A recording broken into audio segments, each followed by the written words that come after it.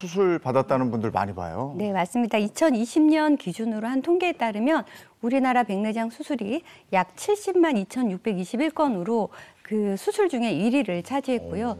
또 65세 인구에서 안과 질환의 발병률 1위가 바로 백내장인 것만 봐도 그 발병률이 얼마나 많은지 알 수 있습니다.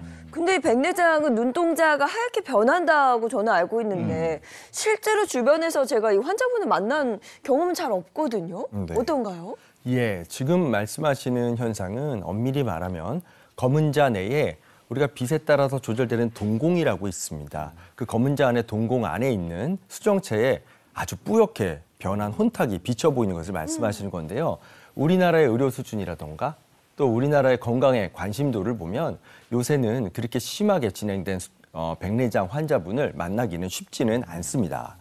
예, 그런데요, 시각은 기본적으로 감각입니다. 우리가 시력이라고 말을 하지만 시각이고요. 그래서 주관적인 차이가 있습니다. 어떤 분들은 심하게 진행된 백내장이 있다 하더라도 침침한 증상을 잘 못 느끼는 경우도 있어서 늦게 병원을 찾는 분들도 계시기는 합니다. 그럼 수술은 백내장이 좀 심하게 진행된 분들이 주로 받는 거예요? 네, 사실 백내장의 표준 치료는 수술입니다. 예, 그래서 수술은 받으셔야 되긴 하지만 아주 급하게 응급적으로 받는 질환은 전혀 아니죠. 예, 초기 백내장의 경우에 임시적으로 안약 처방을 하기도 합니다만 그 안약이 백내장으로 뿌옇게 변한 수정체를 다시 맑게 되돌릴 수 있는 것은 아닙니다. 그래서 초기의 증상이 있을 때 아까 말씀드린 대로 돋보기나 안경을 착용해봐서 시력의 개선에 제한이 있으시다면 병원을 방문하셔서 정확한 진단을 받은 후에 또 중요한 것은 침침한 증상이 단순히 백내장의 원인이 아니라 눈 속에 다른 이상이 아닌지부터 확인을 하시고 백내장의 원인이 맞다면 일단 안심하시고 정기적인 경과 관찰을 하시면서 수술의 시기를 주치의와 상의하시기 바랍니다. 이게 한번 혼탁해진 수정체는 다시 회복될 수 없고 백내장은 수술에 의해서 치료가 가능하다.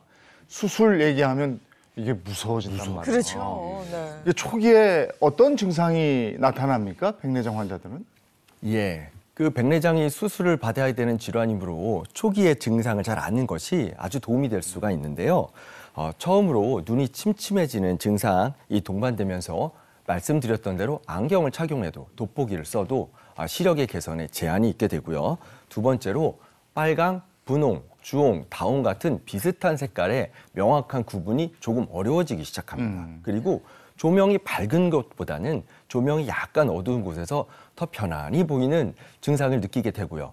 네 번째로 사물이 난시가 있는 것처럼 약간 번져 보이는 증상이 있게 되는데요. 이런 증상이 있을 때는 백내장을 의심해 볼 필요가 있겠습니다. 그래서 일부러 초기 증상 나타내는 그 질문 항목을 색깔로 이렇게 했구나, 오랜만에. 안 보이게. 근데 왠지 다 한 것 같아, 저도. 뭔가 있는 것 같아, 증상이. 아무래도 이 백내장이 중년 이후에 관심이 높아지는 질환이다 보니 이렇게 네. 질문이 좀 쏟아지는 것 같은데요. 자, 그럼 조금 더 빠르게 증문즉답 형식으로 백내장에 대한 궁금증을 한번 알아보도록 하겠습니다. 자, 첫 번째 질문입니다. 백내장 수술을 하면 젊을 때 시력으로 돌아갈 수 있나요? 입니다. 이건 좀 어렵지 않을까요? 가능한가요? 네, 그렇습니다. 네. 말씀드렸던 대로 백내장이라 하면 눈 속에 있는 작은 보조 돋보기 역할을 하는 수정체가 이게 뿌옇게 변한 것이죠. 이 수정체를 다시 되돌릴 수 없으므로 초음파를 이용한 수술로 제거를 합니다. 근데 우리 눈은 원래 두 개의 돋보기를 갖고 있었는데 제거를 하면 돋보기가 하나가 되죠. 그러면 환해지기는 하는데 초점을 맞출 수가 없습니다. 그래서 보조 돋보기 역할을 하는 이 맑은 인공수정체를 원래 자리에 이렇게 넣어주게 되는데 인공수정체의 생김새는 처음과 달리 조금 작습니다. 이런 인공수정체를 삽입을 하면 다시 젊을 때처럼 맑고 화사한 시력을 되찾을 수가 있으신데요.